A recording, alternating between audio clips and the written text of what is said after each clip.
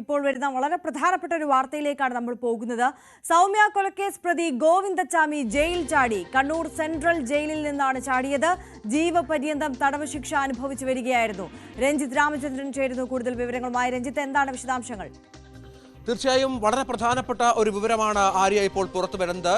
Kannur central ജയിലിൽ നമുക്കറിയാം, കേരളത്തിൽ കോളിളക്കം സൃഷ്ടിച്ച സൗമ്യ വധക്കേസ് പ്രതി അതീവ സുരക്ഷിതമായ കണ്ണൂർ സെൻട്രൽ ജയിലിൽ നിന്ന് ജയിൽ ചാടിയിരിക്കുന്നു എന്നുള്ള ഏറ്റവും പ്രധാനപ്പെട്ട വിവരം പുറത്തു വരുന്നു. ഇന്ന് പുലർച്ചയോടുകൂടി ജയിൽ മുറി പരിശോധിച്ച ഉദ്യോഗസ്ഥരാണ് ഗോവിന്ദച്ചാമി അവിടെ ഇല്ല എന്ന വിവരം മനസ്സിലാക്കിയത്. തുടർന്ന് ഇപ്പോൾ അതുമായി ബന്ധപ്പെട്ട പരിശോധനയിലാണ്. നേരത്തെ പറഞ്ഞതുപോലെ അതീവ സുരക്ഷിതത്വമുള്ള ഒരു ജയിലാണ് കണ്ണൂർ സെൻട്രൽ ജയിൽ എന്നുള്ളത് ഓർക്കണം. അവിടെ നിന്നാണ് കേരളത്തിൽ കോളിളക്കം സൃഷ്ടിച്ച വളരെ പ്രധാനപ്പെട്ട സൗമ്യ വധക്കേസ് എന്ന് പറഞ്ഞാൽ ഒരു സമയത്ത് കേരളം വല്ലാതെ ചർച്ച ചെയ്ത, കേരളത്തിൽ ഒരുപാട് പ്രത്യാഘാതങ്ങൾ ഉണ്ടാക്കിയ, സ്ത്രീ സുരക്ഷയുമായി ബന്ധപ്പെട്ട് ഒരുപാട് തരത്തിലുള്ള ചർച്ചകൾക്ക് വഴിവെച്ച ഒരു കൊലക്കേസ് കൂടിയായിരുന്നു. ഈ കൊലക്കേസിലെ പ്രതി, വളരെ പ്രധാനപ്പെട്ട പ്രതി, അതായത് കേരളത്തിൽ തന്നെ ഒരുപക്ഷെ ഈ പറഞ്ഞതുപോലെ കുപ്രസിദ്ധി ആർജിച്ച ഒരു VIP സുരക്ഷയിലുള്ള ഒരു പ്രതിയാണ് ഇപ്പോൾ ജയിൽ ചാടിയിരിക്കുന്നതാണ് ഏറ്റവും പ്രധാനപ്പെട്ട വിവരം. ഇന്ന് രാവിലെയോടുകൂടി ജയിൽ മുറി പരിശോധിച്ച ഉദ്യോഗസ്ഥരാണ് ഇതുമായി ബന്ധപ്പെട്ട വിവരങ്ങൾ പുറത്തേക്ക് വന്നത്. നമുക്കറിയാം, നേരത്തെ വധശിക്ഷയ്ക്ക് ഗോവിന്ദച്ചാമിയെ വിധിച്ചിരുന്നു. തുടർന്ന് സുപ്രീം കോടതി ഇത് റദ്ദാക്കുകയും 7 വർഷം കഠിന തടവ് മാത്രമായി ശിക്ഷ ചുരുക്കുകയുമായിരുന്നു. ഈ കഠിന തടവ് കണ്ണൂർ സെൻട്രൽ ജയിലിൽ അനുഭവിച്ചു വരികയായിരുന്നു എന്നുള്ളതാണ് ഏറ്റവും പ്രധാനപ്പെട്ട വിവരമായി ഇപ്പോൾ പുറത്തു വരുന്നത്. 7 വർഷത്തേക്ക് ശിക്ഷ ഗോവിന്ദച്ചാമിക്ക് വിധിച്ചിട്ടുണ്ട്. അതിന്റെ ഭാഗമായി സൗമ്യയെ ഗോവിന്ദച്ചാമി ബലാത്സംഗം ചെയ്തിട്ടുണ്ട്, ശാസ്ത്രീയമായി തെളിയിക്കപ്പെട്ടിട്ടുണ്ട് എന്നൊക്കെയുള്ള വാദഗതികൾ അത്തരത്തിൽ നേരത്തെ അംഗീകരിക്കപ്പെട്ടിരുന്നതാണ്. ഇതൊക്കെ ഇത്തരത്തിലുള്ള ഒരു പ്രതിക്ക് അതീവ സുരക്ഷിതമായി തന്നെയുള്ള കാര്യങ്ങൾ ചെയ്യേണ്ടതുണ്ട്. ഇതൊക്കെ അത്തരത്തിൽ ഉണ്ടായില്ല എന്ന് വേണം കരുതാൻ. ജയിൽ ഉദ്യോഗസ്ഥരുടെ എന്തെങ്കിലും സഹായം ലഭിച്ചിട്ടുണ്ടോ എന്ന കാര്യത്തിലടക്കം വലിയ അതാണ് രഞ്ജിത്ത് ഏറ്റവും പ്രധാനം. രഞ്ജിത്ത് ഇപ്പോൾ സൂചിപ്പിച്ചതുപോലെ തന്നെ കണ്ണൂർ പോലെ അതീവ സുരക്ഷയുള്ള ഒരു ജയിലിൽ നിന്ന് ഈ പ്രതി എങ്ങനെ ചാടിപ്പോയി എന്നതാണ് നമുക്ക് മുന്നിലുള്ള വലിയ ചോദ്യം. അപ്പോൾ ജയിലിനുള്ളിൽ നിന്ന് ബന്ധപ്പെട്ട അധികാരികളിൽ നിന്ന് തന്നെ സഹായം ലഭിച്ചിട്ടുണ്ടോ എന്ന് സംശയിച്ചാലും അത് തെറ്റാകാൻ കഴിയില്ല. എന്താണ് നമുക്ക് ഇതുമായി ബന്ധപ്പെട്ട എന്തെങ്കിലും കൂടുതൽ അപ്ഡേറ്റ്സുകൾ ഈ ഘട്ടത്തിൽ ലഭ്യമാണോ? കൂടുതൽ വിവരങ്ങൾ ലഭ്യമാകാനുള്ള സാധ്യത സ്വാഭാവികമായും കുറവായിരിക്കും. എന്നാൽ പോലും ആര്യ, ഇതുമായി ബന്ധപ്പെട്ട് നമുക്ക് ലഭിക്കുന്ന വിവരങ്ങളിൽ പ്രധാനപ്പെട്ട ഒന്ന് ഇത് തന്നെയാണ്. കാരണം ഇന്ന് പുലർച്ചയോടുകൂടി, ഇന്നലെ രാത്രിയിലും ഗോവിന്ദച്ചാമി ഭക്ഷണം കഴിച്ചാണ് ഉറങ്ങാൻ പോയത്. അതിനുശേഷം ഇന്ന് പുലർച്ചയോടുകൂടി സാധാരണ ഒരു പരിശോധന ജയിലിൽ രാവിലെ ഉണ്ടാകാറുണ്ട് തടവുകാരുമായി ബന്ധപ്പെട്ട്. അത്തരത്തിലൊരു പരിശോധന നടത്തിയ ഉദ്യോഗസ്ഥരാണ് ഈ ഗോവിന്ദച്ചാമി ഇത്തരത്തിൽ ജയിൽ ചാടി എന്നുള്ള വിവരം മനസ്സിലാക്കിയത്. തുടർന്ന് അവർ ജയിലിൽ പല ഭാഗങ്ങളിലും വ്യാപകമായ തിരച്ചിൽ നടത്തി. ഇയാളെ കണ്ടെത്താനായിട്ടില്ല. തുടർന്നാണ് ഇയാൾ ജയിൽ ചാടി എന്നുള്ള നിഗമനത്തിലേക്ക് ഉദ്യോഗസ്ഥർ എത്തിയത് എന്ന് വേണം കരുതാൻ. നേരത്തെ പറഞ്ഞതുപോലെ വലിയ സുരക്ഷിതത്വമുള്ള ഒരു ജയിൽ കൂടിയാണ് ഈ കണ്ണൂർ സെൻട്രൽ ജയിൽ എന്നുള്ളത് മനസ്സിലാക്കണം. അവിടെ ഗോവിന്ദച്ചാമിക്ക് പ്രത്യേക തരത്തിലുള്ള നിരീക്ഷണങ്ങളും മറ്റുമുണ്ടായിരുന്നു. ഇതൊക്കെ അത്തരത്തിൽ അവഗണിച്ചുകൊണ്ടാണ്, അല്ലെങ്കിൽ അത്തരത്തിൽ ഇതൊക്കെ മാറ്റി നിർത്തിക്കൊണ്ടാണ് ഗോവിന്ദച്ചാമിയെ പോലെ ഒരാൾ ജയിൽ ചാടിയത് എന്നുള്ളതാണ് ഏറ്റവും നിർണായകമായ വിവരം. ഈ പ്രദേശത്ത് ഉടനീളം പോലീസ് ഉദ്യോഗസ്ഥരെ നിയോഗിച്ച് തെരച്ചിലും മറ്റും ഇപ്പോൾ പുരോഗമിക്കുന്ന ഒരു പശ്ചാത്തലം കൂടിയുണ്ട്. നമുക്കറിയാം, 2011 ഫെബ്രുവരി 1 ശരി രഞ്ജിത്ത്, ഒന്ന് തുടരുക. ഇപ്പോൾ മുൻ DGP TP സെൻകുമാർ കൂടി നമുക്കൊപ്പം ചേരുകയാണ്. ശ്രീ TP സെൻകുമാർ, അതീവ സുരക്ഷാ ജയിലിൽ നിന്നാണ് ഒരു വലിയ കുറ്റകൃത്യം ചെയ്ത പ്രതി ഇപ്പോൾ ജയിൽ ചാടിയിരിക്കുന്നത്, ഗോവിന്ദച്ചാമി. ഇതെങ്ങനെ സംഭവിച്ചു കാണും? ഇത് തൃശ്ശൂരിൽ നിന്നാണ് കണ്ണൂരിൽ നിന്നാണ് ചാടിയെന്ന് എനിക്ക് മനസ്സിലായില്ല. അതീവ സുരക്ഷാ ജയിൽ തൃശ്ശൂരാണ്. കണ്ണൂരിന്ന് ഇതിനു മുമ്പും പല പ്രതികളും ചാടിപ്പോയിട്ടുണ്ട്. അവിടെ മതിലൊക്കെ ഇടിഞ്ഞ് കിടന്നായിരുന്നു. അതെല്ലാം ശരിയാക്കിയിരുന്നു. ഞാനും ജയിൽ DGP ആയിരുന്നു. അപ്പൊ അവിടെ നിന്ന് ചാടിപ്പോവാൻ ശരിക്കും ബുദ്ധിമുട്ടുള്ള ഒരു സ്ഥലമാണ്. ആരുടെയെങ്കിലും ഹെൽപ്പ് കിട്ടി കാണും എന്നാണ് നമ്മൾ കരുതേണ്ടത്. അതെ, ഇവിടെ പ്രത്യേകിച്ച് എടുത്തു പറയേണ്ട ഒരു കാര്യം, ഈ ഗോവിന്ദച്ചാമി എന്ന് പറയുന്നത് നമുക്കറിയാം അംഗപരിമിതിയുള്ള ഒരു വ്യക്തി കൂടിയാണ്, ഒറ്റക്കയ്യനാണ്. അപ്പോൾ സ്വാഭാവികമായും ഇത്തരത്തിൽ സാഹസികമായി ചാടി പോവുക എന്നുള്ളത് ദുഷ്കരമായ ഒരു കാര്യം കൂടിയാണ്. അപ്പോൾ സുരക്ഷാ വീഴ്ച സംഭവിച്ചിരിക്കുന്നു എന്നതിനപ്പുറം തന്നെ ഗുരുതരമായ ഉദ്യോഗസ്ഥരുടെ ഭാഗത്തു നിന്ന് ഒരു വഴിവിട്ട നീക്കം കൂടി ഉണ്ടായിരിക്കുന്നു എന്ന് കൂടി സംശയിക്കാനുള്ള സാഹചര്യം മുന്നിലില്ലേ? തീർച്ചയായിട്ടും ഉണ്ട്. മാത്രമല്ല, അയാളൊക്കെ തൂക്കിക്കൊല്ലാൻ വിധിച്ച ആളാണ്. സുപ്രീം കോടതിയാണ് അത് ജീവപര്യന്തമാക്കിയത്. അപ്പോ മാത്രമല്ല, അത്ര ഹീനമായ കുറ്റകൃത്യങ്ങൾ ചെയ്യുന്നതാണ്. ചാർലി തോമസ് എന്ന് പറഞ്ഞ പലർക്കും അറിയില്ല, ഗോവിന്ദച്ചാമി എന്നാണ് പലരും അറിയുന്നത്.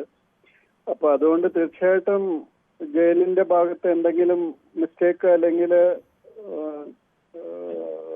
എന്തെങ്കിലും പോസിറ്റീവ് ഹെൽപ്പ് ആരെങ്കിലും കൊടുത്തു കാണണം. അങ്ങനെയാണ് അത് ചാടിപ്പോകുക. കാരണം ഇവരെല്ലാം മിക്കവാറും വളരെ ഉള്ളിലാണ് താമസിപ്പിക്കുന്നത്. അപ്പൊ അത് കഴിഞ്ഞ് 2 മതിലുകളും ഗേറ്റുകളും കഴിഞ്ഞാണ് പുറത്തേക്ക് പോകാൻ സാധ്യമാവുള്ളൂ. അവിടെ എന്തായാലും ഇയാളുടെ കംപ്ലീറ്റ് ഡീറ്റെയിൽസ് ഉള്ളതുകൊണ്ട് പെട്ടെന്ന് പിടികൂടാൻ സാധിക്കുമെന്ന് പ്രതീക്ഷിക്കാം. മാത്രമല്ല നമുക്ക് എല്ലാവർക്കും, അതായത് കേരള സമൂഹത്തിന് ഒന്നാകെ ഈ വ്യക്തിയെ കണ്ടാൽ തിരിച്ചറിയാൻ ഉള്ള സാഹചര്യം കൂടി ഉണ്ടല്ലോ. ഗോവിന്ദചാമിയെ എല്ലാവർക്കും കണ്ടാൽ തിരിച്ചറിയാവുന്നതാണ്. അതുകൊണ്ട് തന്നെ പരസ്യമായി അല്ലെങ്കിൽ ഇത്തരത്തിൽ സഞ്ചരിക്കാൻ, കൂടുതൽ ദൂരത്തേക്ക് സഞ്ചരിക്കാനുള്ള സാധ്യത കൂടി നമുക്ക് കുറച്ച് കാണേണ്ടി വരും. ഇപ്പോൾ എവിടെയെങ്കിലും താൽക്കാലിക ഒളിനിലയത്തിലേക്ക് മാറാനുള്ള ഒരു സാധ്യതയല്ലേ മുന്നിലുള്ളത്? നമ്മൾ സ്വാഭാവികമായി ഒന്ന് പരിശോധിക്കുകയാണെന്നുണ്ടെങ്കിൽ, വിലയിരുത്തുകയാണെങ്കിൽ. ഗോവിന്ദചാമി എല്ലാവരും അറിയുന്നതായതുകൊണ്ട് റെയിൽവേ സ്റ്റേഷൻ, ബസ് സ്റ്റാൻഡ് ഇതുപോലുള്ള സ്ഥലങ്ങളിൽ അറിയാം. പെട്ടെന്ന് പോലീസ് അത് കൂടുതൽ ശ്രദ്ധയോടെ വളരെ പെട്ടെന്നായിട്ട് ശ്രമിച്ചാൽ അധികം ദൂരം പോകുന്നതിന് മുന്നേ പിടികൂടാനായിട്ട് സാധിക്കും. വളരെ നന്ദി ശ്രീ TP സെൻകുമാർ ഈ ഘട്ടത്തിൽ പ്രതികരിച്ചതിന്. രഞ്ജിത്ത് രാമചന്ദ്രൻ തുടരുന്നുണ്ട്. രഞ്ജിത്ത്, ഇപ്പോൾ TP സെൻകുമാർ സൂചിപ്പിച്ച ഒരു കാര്യം കൂടിയുണ്ട്. ഈ ജയിലിൽ നിന്ന് പുറത്തു ചാടുക എന്നത് അതീവ ദുഷ്കരം തന്നെയാണ്. അപ്പോൾ ഇത് എങ്ങനെ സാധ്യമായി? ഉറപ്പായും ജയിലിനുള്ളിൽ നിന്ന് സഹായം ലഭിച്ചിട്ടുണ്ട്. ഇനി പുറത്തെത്തിക്കഴിഞ്ഞാലും മുന്നോട്ടുള്ള നീക്കത്തിന് സഞ്ചരിക്കാനും ഒളിവിൽ കഴിയാനും ഒക്കെയും ഗോവിന്ദചാമിക്ക് സഹായം വേണമെന്നുള്ളത് തീർച്ചയാണ്. അപ്പോൾ പുറത്തും അകത്തും എല്ലാം ഗോവിന്ദചാമിയെ സഹായിക്കാനുള്ള ഒരു സംഘം ഉണ്ട് എന്നത് തന്നെയാണ്. അത് നമ്മൾ ഇനി പരിശോധിച്ച് മനസ്സിലാക്കേണ്ടി വരും. എന്തായാലും ആര്യ, ഇപ്പോൾ ലഭിക്കുന്ന പുതിയ വിവരം അനുസരിച്ച് പ്രത്യേക സംഘങ്ങളെ രൂപീകരിച്ചു കഴിഞ്ഞു പോലീസ്. ഇത്തരത്തിൽ വ്യാപകമായി ഈ കണ്ണൂർ സെൻട്രൽ ജയിലിന്റെ പരിസരത്ത് വ്യാപകമായി ദയവായി ഒന്ന് തുടരുക. ഇപ്പോൾ മുൻ പോലീസ് ഉദ്യോഗസ്ഥൻ ജോർജ് ജോസഫ് കൂടി നമുക്കൊപ്പം ചേരുകയാണ്. ശ്രീ ജോർജ് ജോസഫ്, ഇത്തരത്തിൽ അതീവ സുരക്ഷാ ജയിലിൽ നിന്നാണ് ഗോവിന്ദചാമിയെ പോലൊരു പ്രതി ചാടിപ്പോയിരിക്കുന്നത്. സുരക്ഷാ വീഴ്ച, അതിനപ്പുറം ഉദ്യോഗസ്ഥരുടെ ഭാഗത്തു നിന്നുള്ള സഹായം കൂടി ലഭിച്ചിട്ടുണ്ട്. അതെ, എന്തായാലും അത് കണ്ണൂര് ജയിലിന്റെ അവസ്ഥ നമുക്കറിയാം. അവിടെ ഒരു കൺട്രോളും ഇല്ലാതെയാണ് കണ്ണൂർ ജയിലിലെ സൂപ്രണ്ടും മറ്റു കാര്യങ്ങളും നിശ്ചയിക്കുന്നത്. അതായത് ജയിലിലൊരു DGP ഉണ്ട്. അപ്പൊ അത് ഗോവിന്ദസ്വാമിയെ പോലുള്ള ഒരാൾക്ക് അവിടുന്ന് ചാടണമെന്നുണ്ടെങ്കിൽ അതിന് കാലിൽ സ്വപ്പം പ്രശ്നങ്ങളൊക്കെ ഉള്ള ആളാണ്. അതിൽ ചാടണമെന്നുണ്ടെങ്കിൽ തീർച്ചയായിട്ടും അകത്തുനിന്ന് ആരെങ്കിലും സഹായം കിട്ടിയിട്ടുണ്ട്. അതിന് യാതൊരു സംശയമില്ല. ഇയാളെ വെളിവിടുന്ന റിസ്ക് ആണ്, ഡേഞ്ചറസ് ആണ്. സൗമ്യയുടെ കേസ് എല്ലാവർക്കും നമുക്കറിയാം. അപ്പൊ അതിനകത്ത് ഇയാളെ തൂക്കിക്കൊല്ലേണ്ടതായിരുന്നു അന്ന്. നമ്മളൊക്കെ അത് പ്രതീക്ഷിച്ചിരുന്നു. അത്ര ബ്രൂട്ടലായ ഒരു മർഡറല്ലേ സൗമ്യയുടെ കാര്യത്തിൽ ചെയ്ത് ഇയാള്. അപ്പൊ അയാൾ ഇനി ആ പ്രവൃത്തി ചെയ്യും. അയാൾ ബോൺ ക്രിമിനലാണ്. അതിനകത്തുനിന്ന് ഒരു മാറ്റവും ഇല്ല. ഇത് ആരാണ് സഹായിച്ചതെന്ന് അത് ഇമ്മീഡിയറ്റ് ആയിട്ട് ഒരു 24 hours കണ്ടെത്തണം. ആ സഹായിച്ചവർക്കെതിരായിട്ട് നടപടി വേണം. ഇയാളെ ഇനി ലഭിക്കില്ല. കാരണം ഇനി കേരളത്തിൽ നിൽക്കത്തില്ല അയാള് കേരളം വിട്ട് കണ്ണൂരിൽ നേരെ അയാള് മൈസൂരിലോ കർണാടകയിലോ അത് ഇവിടെ തമിഴ്നാട്ടിലോ കിടക്കും. അതുകൊണ്ട് ഇയാൾ ഇനി ചാടിപ്പോയായിട്ട് തിരിച്ചു പിടിക്കാൻ കുറച്ച് സമയം പിടിക്കുമെന്ന് എനിക്ക് തോന്നുന്നത്. അതായത് ഈ സുരക്ഷിതമായി കൊണ്ടുപോകാൻ ഒരു വാഹനവും സംഘവും ഒക്കെ ഉണ്ടെങ്കിൽ അതിവേഗം അതിർത്തി വിട്ടു പോകാം അല്ലേ? അത് തീർച്ചയായിട്ടും അങ്ങനെ ഒരു സംവിധാനം ഉണ്ടാവും. അല്ല അയാൾ ചാടില്ല. അയാള് നമ്മൾ വിചാരിച്ചത് ഇങ്ങനെ അബദ്ധത്തിൽ ചെയ്തു. പക്ഷെ അയാൾ നല്ലൊരു ക്രിമിനലാണ്. വളരെ വയസ്സായിട്ട് ഒരുത്തനാണ്. ഏതായാലും അയാളുടെ കേസിനകത്ത് വധശിക്ഷയിൽ അയാളെ രക്ഷപ്പെടുത്തിക്കൊണ്ടുവന്ന വക്കീലിന്റെ ചരിത്രമൊക്കെ നമുക്കറിയാം. എന്തായാലും ഇത് പോലീസിന്റെ അല്ല ജയിൽ അധികൃതരുടെ ഭാഗത്തുള്ള ഒരു വീഴ്ച തന്നെ. സഹായമില്ലാതെ ഇയാളെപ്പോലെ ഒരാൾക്ക് അവിടുന്ന് ചാടാനൊക്കില്ല. അത് ഇയാളെപ്പോലെ ഒരുതിനെ വെളി വിടാതെ നമ്മൾ ജയിലിൽ തന്നെ ഇടണമെന്നൊക്കെയാണ് ഈ വധശിക്ഷയിൽ നിന്ന് ഒഴിവാക്കിയപ്പം നമ്മളെല്ലാം കരുതിയതും അങ്ങനെയാണ് ചെയ്യേണ്ടത്. അങ്ങനെയുള്ള ക്രിമിനൽസ് ധാരാളം കേരളത്തിലുണ്ട്, പല ജയിലിലുണ്ട്. അതൊക്കെ ഇനിയും ചാടും. ഇതൊരു ടെൻഡൻസിയാണ് ഇവർക്ക് ചാടാനുള്ളത്. അപ്പൊ നേരത്തെ ഞാൻ ഇരുന്ന സമയത്ത് ആലപ്പുഴക്കാരൻ ശിവജി, അയാളന്ന് ഞാൻ മ്യൂസിയം സബ് ഇൻസ്പെക്ടർ ആയപ്പോൾ ജയിലിൽ ചാടി. അയാളെ ഏകദേശം 5-10 ദിവസത്തിനകം കോയമ്പത്തൂർ ഇട്ട് പിടിച്ചു ഞങ്ങള്. അപ്പൊ അത് തിരുവനന്തപുരം ജയിൽ ചാടിയാണ് പോയത്.